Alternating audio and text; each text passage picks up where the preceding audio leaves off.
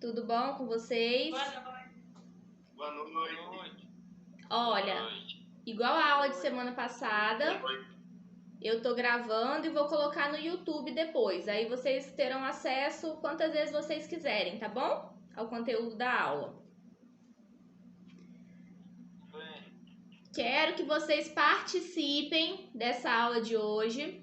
A aula de semana passada só eu falei, enchi vocês de conteúdo e ninguém participou. Então hoje eu quero fazer uma aula na qual vocês participarão bastante. Podem fazer perguntas no chat, porque na medida que a gente for evoluindo aqui, eu vou respondendo as perguntinhas do chat. E no final eu vou abrir para um tempinho maior para a gente fazer perguntas, beleza?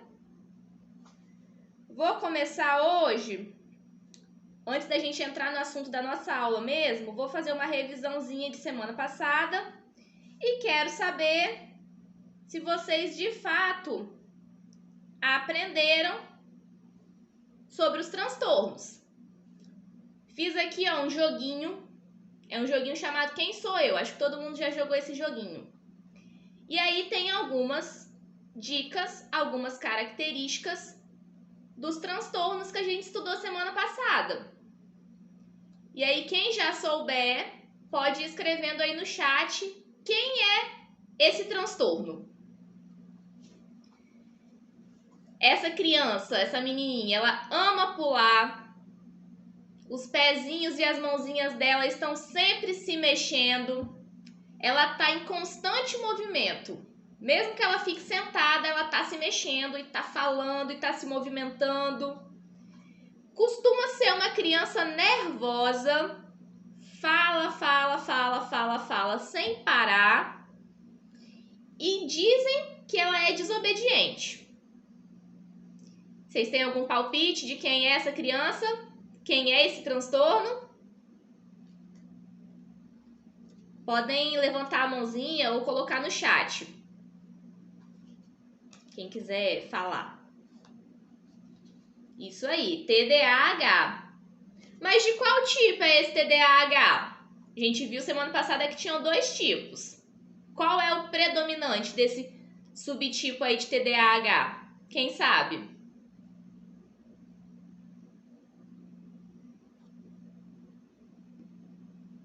Ninguém lembra? Predominância hiperativo. Muito bem, Carol. E esse daqui? Quem sabe qual é esse? Perde o foco facilmente, demora a finalizar as tarefas, não é muito organizado, esquece as coisas, esquece onde guardou o material, esquece onde guardou o brinquedo. Quem é esse tipo? Alguém lembra? Quem é esse transtorno? Pode abrir o microfone de vocês, tá, gente? Se quiserem falar para responder. É o TDAH, é que eu não lembro como se chama, mas tem a falta de atenção. Isso, TDAH do subtipo desatento. Muito bem. E esse daqui? Quem é esse? Tem dificuldade em se expressar, faz pouco contato visual, não aponta. Já falaram aí, autista. Concordam que é o autismo? Quem concorda? Dá o joinha aí, que é o autista. Muito bem, vocês estão feras. Estão sabendo tudo, vocês. E por último, quem é esse daqui que a gente viu também semana passada? Confunde algumas letrinhas. Os professores vivem falando que a letra deles não é bonita. Esquece como que inicia as frases. Tem dificuldade de compreender os textos, os números. Vocês lembram quem é esse? As meninas da educação não estão aqui nesse momento, mas elas saberiam responder também esse. Eu lembro que foi... esse é o primeiro que você falou. falou. E ele tem, normalmente, eu esqueci o termo correto, mas é o que tem um desenvolvimento normalmente menor do que o da idade. Será? Coisa de inteligência, algo do tipo. Vamos voltar, vamos passar um à frente aqui pra gente ver. Ó, esse aqui parece ter menos a idade do que ele tem e tem dificuldade para realizar atividades comuns. Você acha qual que é? Esse aí que é o deficiência intelectual ou esse daqui?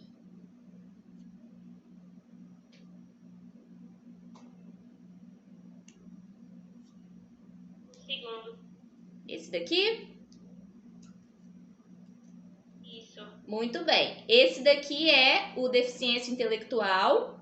E esse daqui de cima são os transtornos, crianças que têm transtornos específicos do aprendizado, que é a dislexia, a descalculia, a desortografia. São transtornos que as meninas da educação têm mais contato, né, lidam mais do que a galera da música, do esporte, mas que também influenciam diretamente aí na atividade de vocês, principalmente da galera do esporte. Então, hoje, vamos aprender um pouquinho de algumas técnicas e alguns métodos para a gente trabalhar com essas crianças. Crianças que têm os transtornos do neurodesenvolvimento. Coloquei a tabelinha de novo para quem não assistiu semana passada, né? Essa é a tabelinha que o manual de psiquiatria usa. Mas a nossa aula, a gente focou apenas nesses 5, que são os 5 mais vistos e os 5 que eu sei que vocês aí têm alunos com esses laudos já. Por isso que eu quis focar nesses alunos e não em outros, né? Só para a gente relembrar um pouquinho. Deficiência intelectual é o transtorno onde a criança apresenta um funcionamento cognitivo menor do que o esperado para a sua idade e automaticamente ela vai ter dificuldade para realizar suas tarefas cotidianas, como aprender a ler, aprender a escrever, aprender a amarrar sapato, porque o desenvolvimento dela está abaixo do esperado para a idade dela. Transtorno do espectro autista é o transtorno onde a criança vai apresentar déficits na comunicação e na interação social. E o autismo ele vai ser dividido em níveis. Quanto mais apoio a pessoa ou a criança precisar, maior é o grau do autismo dela. Transtorno de déficit de atenção e hiperatividade é caracterizado por déficits nos comportamentos. A criança vai apresentar déficit atencional, déficit na hiperatividade, déficit de impulsividade. E ele é dividido, como a gente viu nos exemplos, em 3 tipos. Predominância hiperativo, predominância desatento e o combinado. Combinado é o que a gente mais vai encontrar. A grande maioria dos alunos que vocês têm aí com o diagnóstico de TDAH, o diagnóstico deles é de TDAH combinado. Eles vão apresentar comportamentos tanto de hiperatividade quanto de desatenção. Transtornos específicos da aprendizagem são transtornos onde a criança vai apresentar dificuldades para compreender e associar os conteúdos. Então, ela vai ter dificuldade na leitura, na escrita, no raciocínio matemático, no raciocínio lógico. E por mais que pareça que só tem a ver com a educação, não tem. Muito das atividades que ela vai precisar realizar, por exemplo, na música, a área do cérebro que a criança aprende a música é a mesma área do cérebro que ela vai aprender a matemática. Então, é normal que a criança que tem dislexia, o professor de música, né? Acho que é o Alan, que é o mentor de vocês aí. Eu não sei quem são os outros professores de música daqui, né? Que estão comigo. Mas vocês vão encontrar crianças que têm o diagnóstico da dislexia, que lá as meninas da educação já sabem, já trabalham com ela. E essa criança vai ter dificuldade também para aprender os instrumentos, para conseguir tocar a música ali, porque são as mesmas áreas do cérebro. Então é importante também a gente não pensar só para educação, não. Crianças que têm esse transtorno também vão ter impactos em outras áreas. Estudamos também semana passada sobre o transtorno de comunicação, que é o transtorno com déficit na linguagem, na fala e na comunicação. Ou seja, a pessoa que tem esse transtorno, ela vai ter dificuldade na produção do som e também na compreensão de que os símbolos, né, que a gente usa são formas de comunicação. Então, ela não vai compreender símbolos. E a gente viu também semana passada que é muito comum os chamados transtornos acessórios. Transtorno acessório nada mais é do que uma pessoa que tem mais de um transtorno. E vai ser mais fácil a gente encontrar pessoa que tem mais de um transtorno do que pessoas que têm apenas um único transtorno. Coloquei alguns exemplos aí para vocês, mas não quer dizer que são só esses, não. Isso aí foi só exemplos, mas pode ter variadas combinações de transtorno, né? Mas os mais comuns da gente encontrar, de fato, é criança que tem autismo e junto do autismo tem a deficiência intelectual, criança com dislexia e junto da dislexia tem o TDAH, criança com TDAH e que tem o transtorno desafiador opositor, criança com DI e que tem dislexia. Mas foram só alguns exemplos, tem muitas outras formas, né, de se manifestar esses transtornos.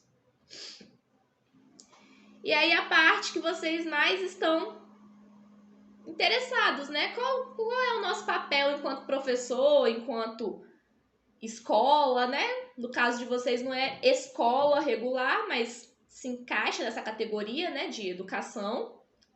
Qual é o nosso papel nisso? Como que a gente trabalha com esse aluno? E o nosso objetivo enquanto educador é definir estratégias para evitar o fracasso do nosso aluno. Seja o fracasso dele no aprendizado, quanto o fracasso dele na vida dele, né? O fracasso dele enquanto profissional lá na frente, né? No mercado de trabalho. Esse é o nosso papel. Nós, enquanto educadores, estamos nessa posição de cumprir o que a lei vai dizer.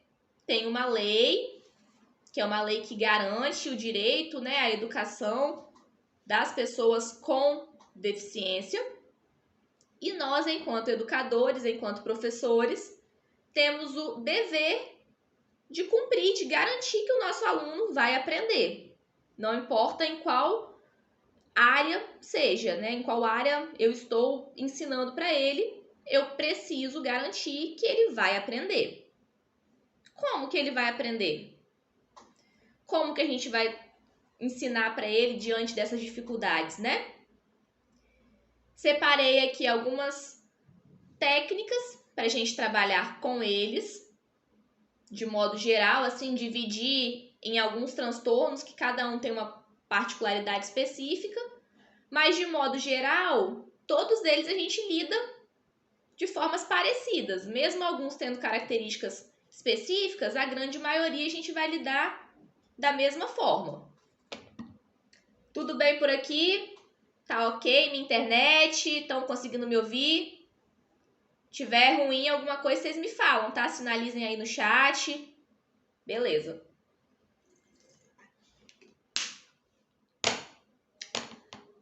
Vamos falar um pouquinho agora dos alunos com TDAH.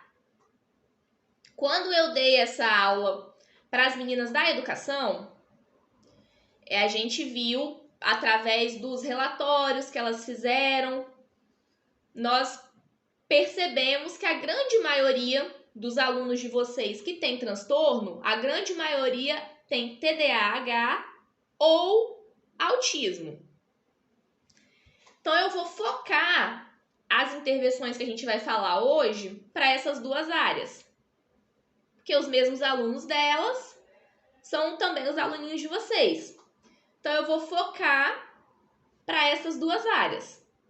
Mas nada impede de depois, se vocês tiverem curiosidade de saber como agir com as outras, né, os outros tipos de transtorno, vocês podem me mandar mensagem. Já deixei aberto para vocês esse contato, que eu vou responder também. Primeiro passo para a gente, enquanto professor, ajudar esse aluno é a gente conhecer o nosso aluno. É o primeiro passo. Preciso conhecer o meu aluno. Se eu sei que esse meu aluno também é aluno da professora Maria e eu conheço essa professora, eu vou conversar com ela. Vou perguntar como que é esse aluno na aula dela, se esse aluno se comporta na aula dela da mesma forma que ele se comporta na aula de balé comigo. Vou pegar todo o histórico do meu aluno. Vou conversar com todo mundo que eu conheço e que eu sei que atende esse aluno também, para entender como que esse aluno se comporta. Isso aí é para qualquer transtorno, qualquer um. Eu preciso entender como é o meu aluno. Porque mesmo os transtornos tendo características, né, comuns, não vai se manifestar igualzinho em cada um. Cada um tem sua particularidade ali. Então, o primeiro passo para eu trabalhar com esse aluno sou eu reunir informações acerca dele e discutir com outros profissionais que atendem esse aluno. Como que é esse aluno na aula dele? Feito isso, eu vou deixar aqui algumas dicas para vocês de como lidar com esse aluno. Falando agora do aluninho que tem TDAH do subtipo hiperativo e impulsivo. Quais são as dicas para a gente lidar com ele? Primeira dica: entender que ele precisa se movimentar. É através do movimento que ele consegue controlar o TDAH dele. Então ele precisa se mexer para ele conseguir processar as informações. Então, se eu estou na aula de tecnologia com ele precisa ficar sentado mexendo no computador, deixo ele ali alguns minutos mexendo, mas vou permitir que, vou combinar com ele, olha, você termina essa tarefa, assim que você terminar, eu vou deixar você ir no banheiro, vou deixar você levantar para beber água. Sempre permita que ele se movimente. Sempre use reforçadores com ele. Reforçador nada mais é do que, se ele fizer um comportamento ideal, eu vou permitir que ele faça algo que ele goste. Ou seja, ele terminou o dever, ele cumpriu a música, ele fez a música inteira que a aluna tinha que dançar no balé, então agora eu vou permitir que ela faça algo que ela gosta. Sempre use esses reforçadores positivos com ele, na medida que ele faz algo esperado. Se possível, na aula, por exemplo, na aula do futebol, deixa ele te ajudar. Precisa entregar as bolas, precisa disponibilizar os cones na quadra.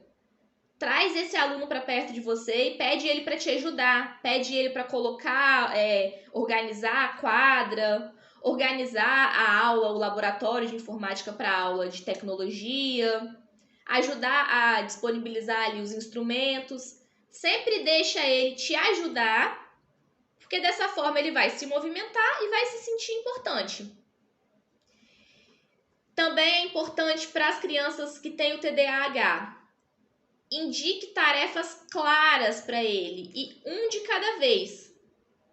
Mostra para ele, olha, agora você vai tocar essa música. Entrega o violão para ele e mostra exatamente uma nota de cada vez que ele vai ter que tocar.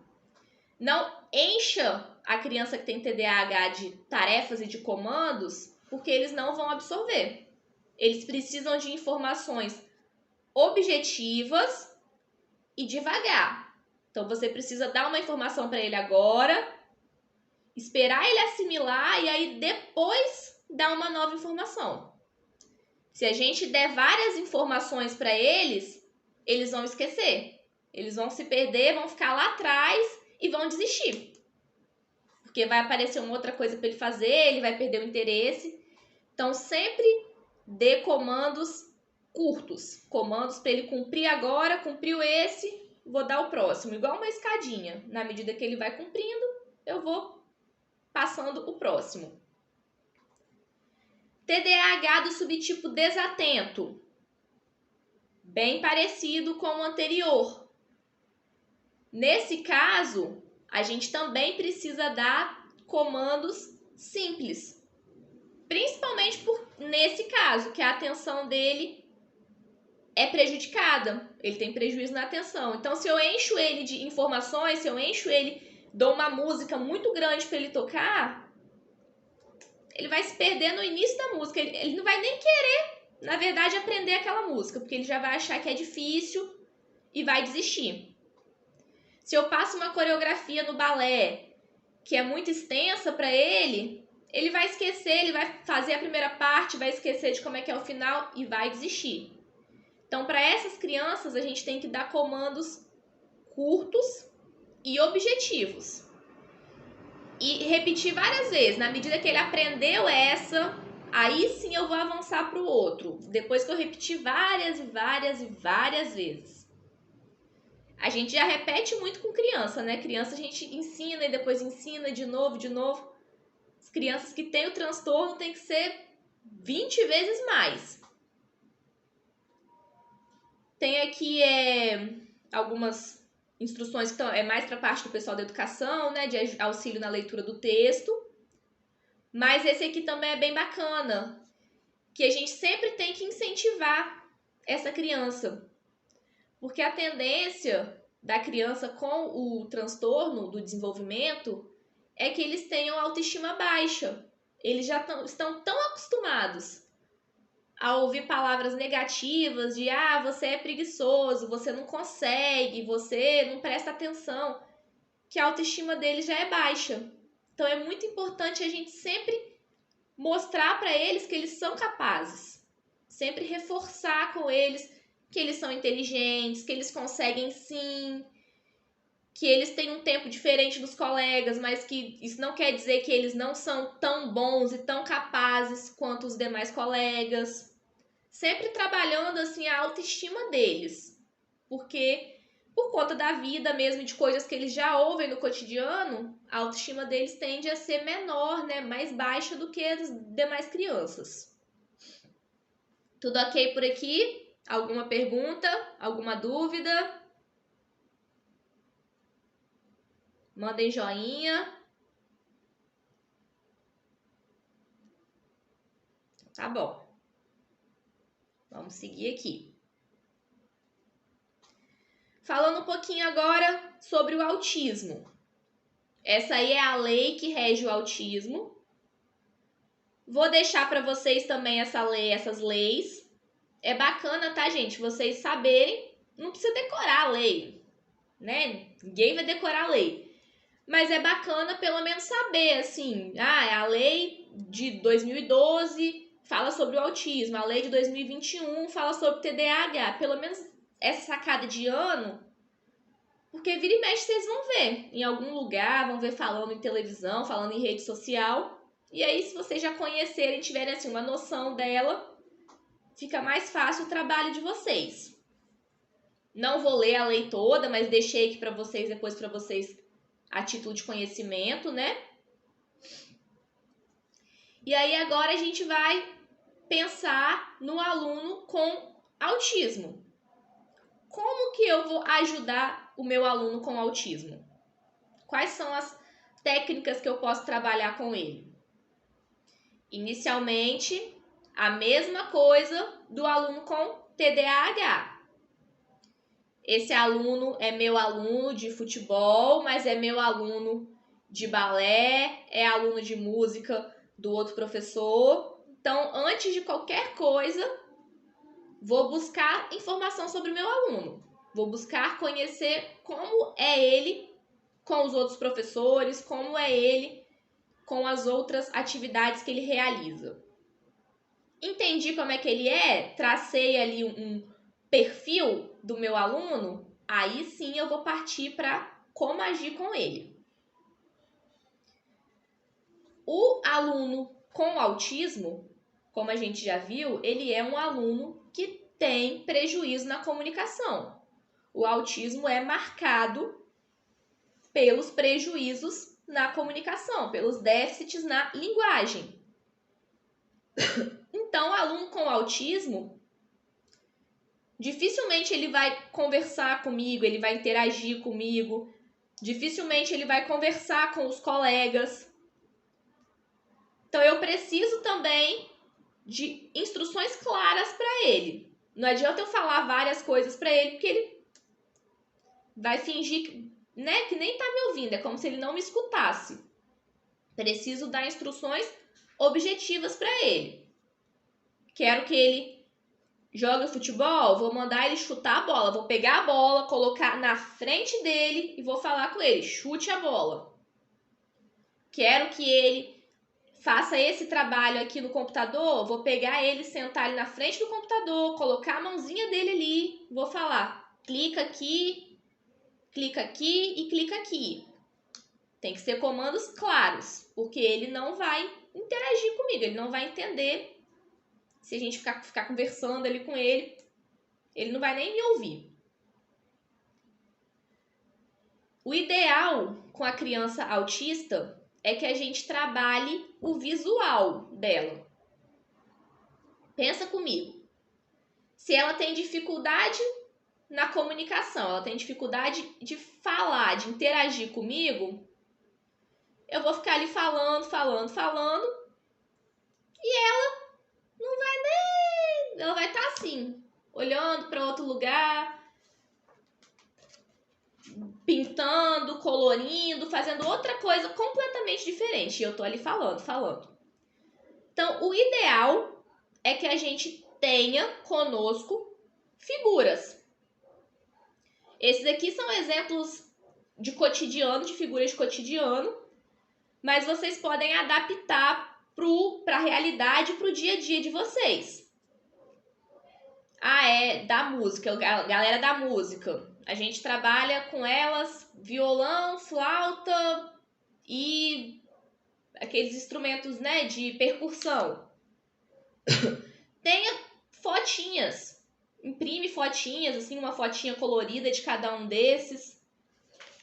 Imprime também um joinha e um negativo. E apresenta para o seu aluno. Chega para ele, esse aqui é o violão. Mostra para ele. Você quer violão? Aí mostra o assim ou o assim. E espera ele te responder. Na medida que ele for te respondendo, você vai apresentando novos estímulos para ele. Ah, legal, ele já me responde sempre que eu mostro a figura. Será que se eu mostrar o objeto em si, ele vai me responder? E aí vocês vão aumentando gradativamente o estímulo para ele. Mas sempre trabalhando a questão do visual. No esporte, a mesma coisa. A gente trabalha com bola, com corda, né, e etc. Sempre tem as figuras primeiro, isso aqui é a figura da bola, isso aqui é a figura da corda, isso aqui é a figura da amarelinha. E sempre mostra para ele a figura, vai ensinando ele gradativamente e depois apresentando o objeto. Na medida que ele for te respondendo, você vai inserindo novos estímulos.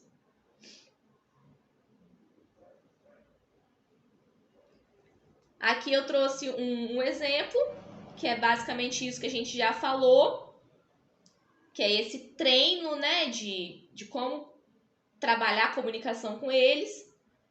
Mostra a figura, pergunta mostra a figura e já mostra falando o que é aquilo. Olha, isso aqui é o violão e mostra a figura. Pede a criança para repetir, mostra de novo a figura. O que é isso? Espera ele te responder, violão. Na medida que ele for te respondendo, você vai mostrando, aumentando, né, ali o nível de estímulos para ele. E sempre reforçando a criança. Assim como a gente faz com as crianças do TDAH, também fazemos com as crianças autistas. Sempre reforça. Ela teve um comportamento que é o esperado. Eu pedi ela para chutar a bola e ela chutou a bola. Vou parabenizar, vou fazer toquinho com ela, vou fazer joia, vou passar a mãozinha na cabeça dela e falar: que legal, João, você conseguiu. Sempre estimulando positivamente essa criança. Seja em qualquer atividade, né? Qualquer área. Deixei aqui alguns exemplos de atitudes nossas que são reforçadoras. A gente pensa, reforçar a criança é eu dar alguma coisa para ela, dar doce, dar presente, mas não. Às vezes o simples ato da gente fazer o joia para ela já serve como um estímulo. Passar a mãozinha na cabeça já serve como estímulo.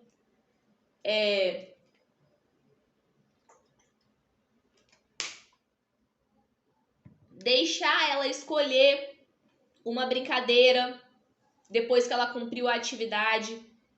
Deixa ela escolher uma brincadeira, é um estímulo.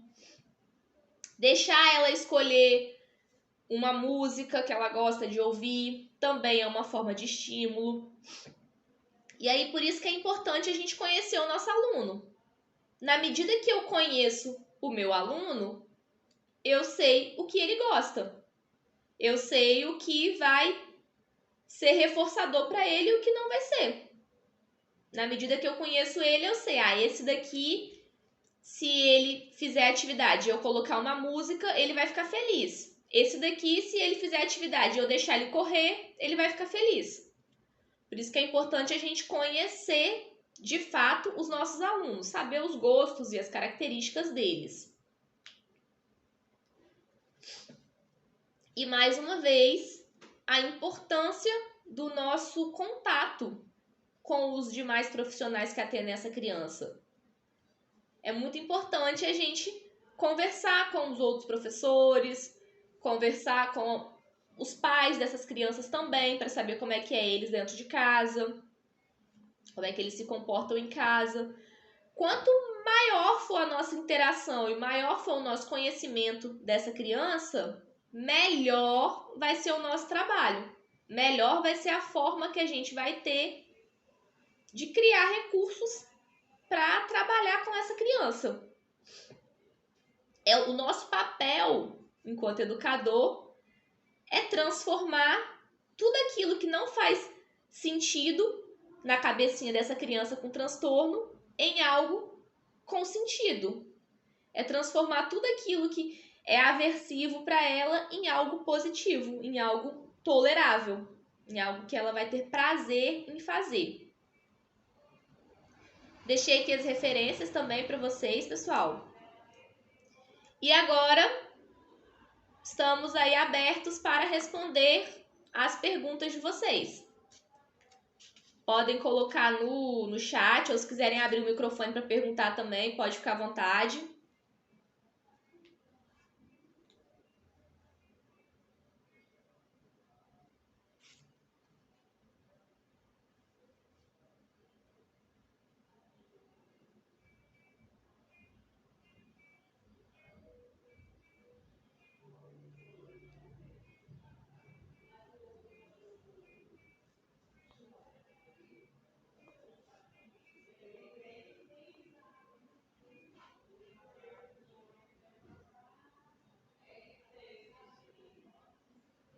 Ninguém tem pergunta? Tá tudo ok assim?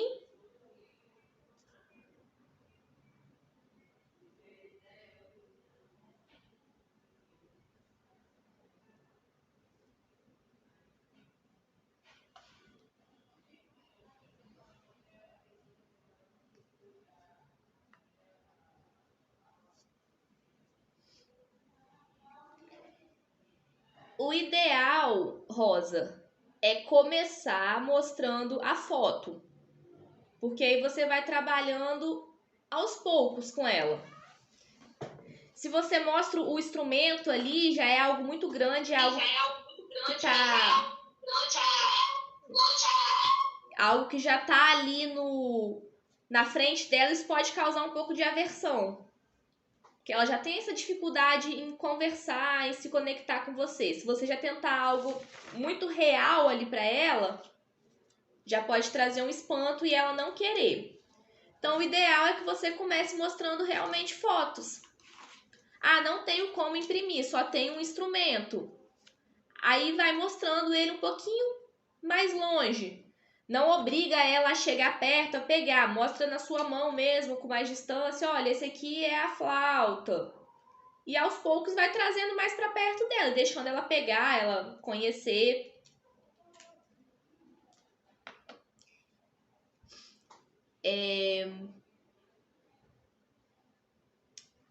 Tá, vou explicar novamente a questão do TDAH para vocês. Vou voltar aqui o slide. Fica mais fácil para todo mundo ver.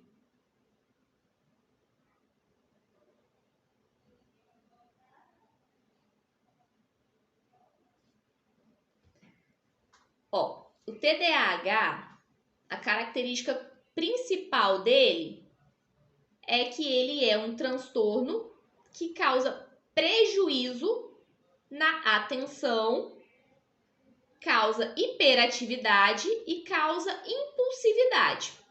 Então, essas 3 palavrinhas que a gente tem que gravar quando a gente está falando de TDAH. Prejuízo na atenção, hiperatividade e impulsividade. Por conta dessas 3 palavrinhas, ele é dividido em subtipos. O primeiro subtipo é aquela criança que a predominância do TDAH dela é na hiperatividade. Então, é uma criança que vai apresentar comportamentos muito agitados, aquela criança que não para de falar 1 minuto, que você olha para a criança está correndo, rodando, virando, dando cambalhota. É essa criança. A predominância do TDAH dela é o hiperativo. Vamos encontrar também crianças que, se você olhar assim, ela visivelmente é uma criança muito quieta. E que ninguém diz que ela tem TDAH. E são muitos os casos, principalmente em meninas. É muito comum a gente ver meninas com diagnóstico de TDAH e que são quietas. Fica sentadinha o tempo todo, não corre, não fala muito.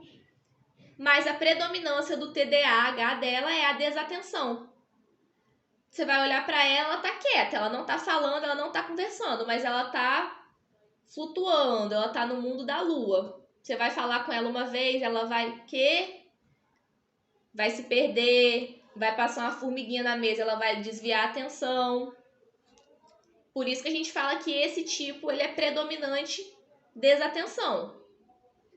E tem o TDAH combinado, que é o que a gente mais vê por aí, que são crianças que têm tanto comportamentos hiperativos quanto os comportamentos da desatenção. Ela vai ter prejuízo nessas 2 áreas, comportamentos hiperativos e comportamentos de falta de atenção.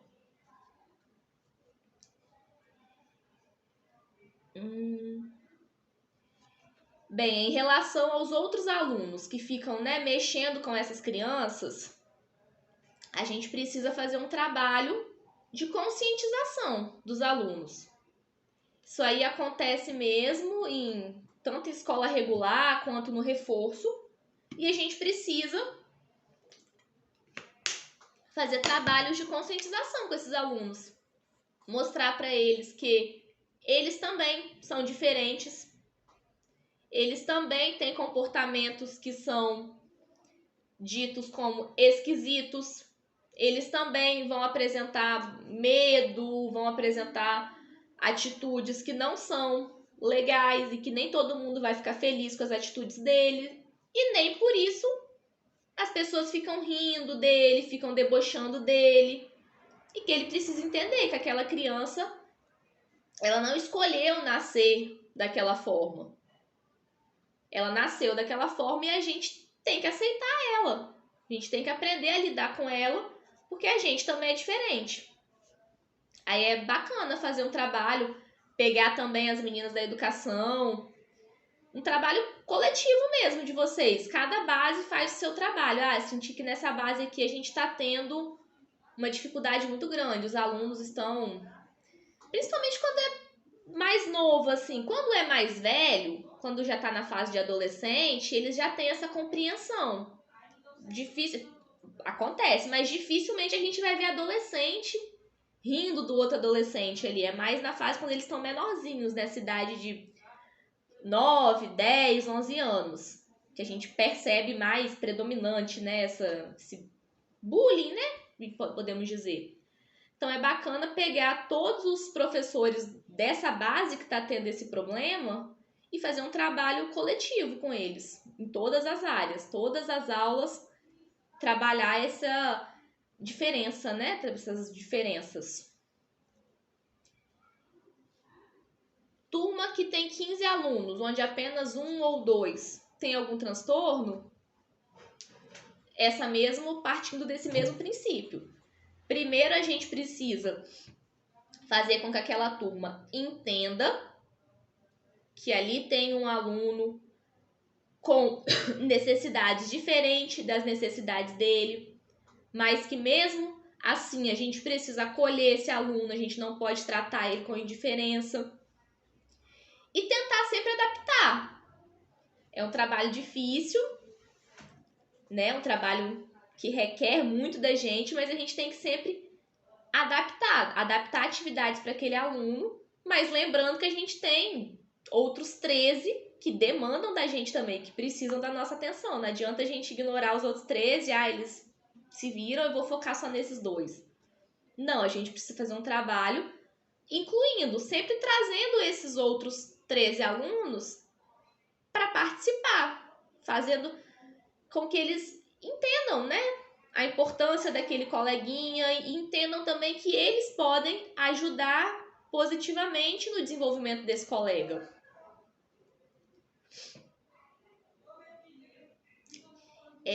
Sim, Tarciso, as mesmas características do TDAH valem para adolescência e mocidade.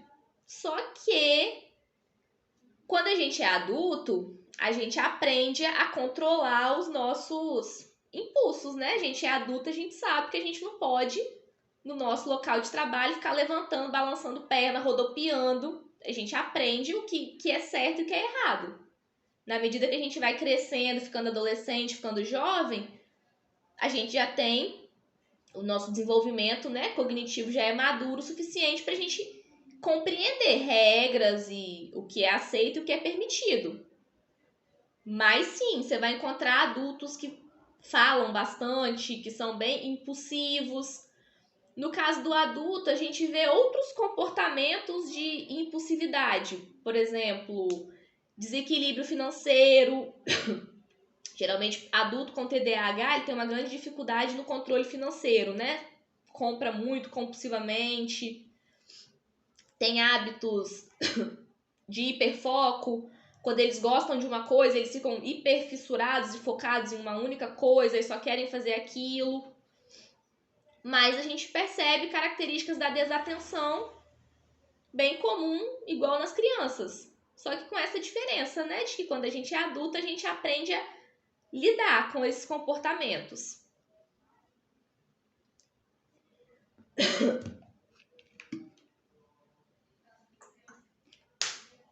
William, o professor, ele serve como um sinalizador.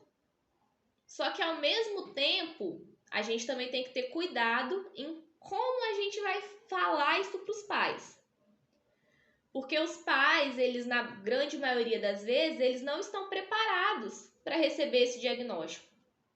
Pensa, você teve ali seu filho, você planejou sua criança e aí, dado momento, você descobre que ele tem um transtorno.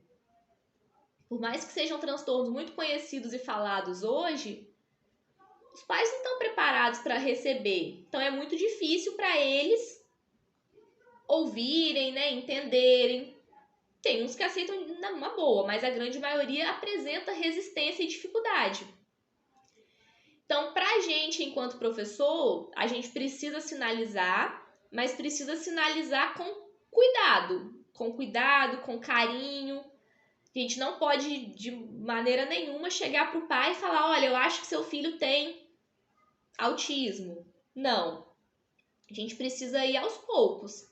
Chama o pai para conversar, pergunta como é que está o desenvolvimento da criança em casa, pergunta como tem sido, né, o trabalho ali da criança, se ela está conseguindo fazer as atividades cotidianas dela, fala um pouquinho de como ela está na escola, ali com você, não sei se você é da música, né, enfim, de como que ela está no trabalho que você faz junto com ela.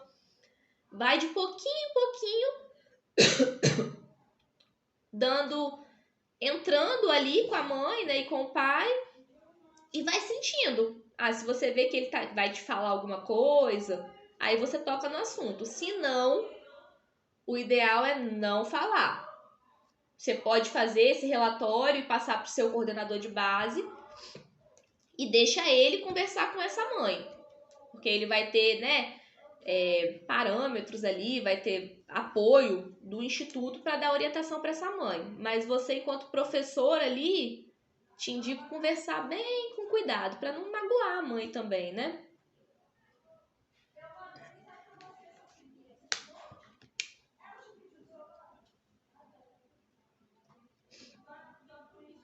Mais alguma dúvida, pessoal?